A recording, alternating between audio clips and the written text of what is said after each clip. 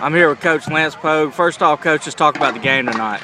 Hard-fought game. Give Tupelo a lot of credit. You know, they fought us hard, and those guys have turned their program around. But I was proud of our guys. It certainly wasn't picture perfect. We were kind of self-inflicted at times, our own self, but just gutted it out and found a way to win, and never apologized for a win. We got to work to get better and keep moving on. Coach, you run a pretty big program here at South Panola. Just talk about, I guess, the changes you've seen, even in recruiting. You know, people that are in ninth grade now that are getting recruited. What do you see different? Well, it's a big boy world out there in college football, and everybody's scratching to find the best players, and they try to get on them early, you know, to find them and get a head start. And it's kind of, sometimes it's not fun, but it's the world we live in nowadays. But there's been a lot of changes over the last 10 years.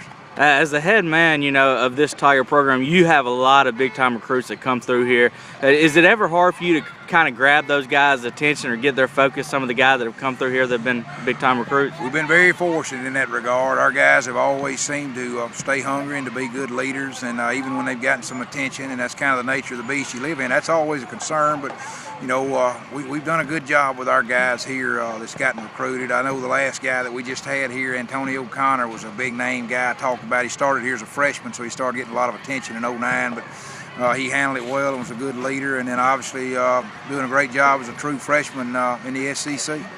You know that you brought up Tony Connor, and that's what I was going to ask you about next. Just talk about him overall, you know, like you just said, but he just seemed so poised, you know, through those 4 years. He's doing the same thing right now as a freshman in the SEC for Ole Miss as he did for us as a freshman. It's kind of relevant.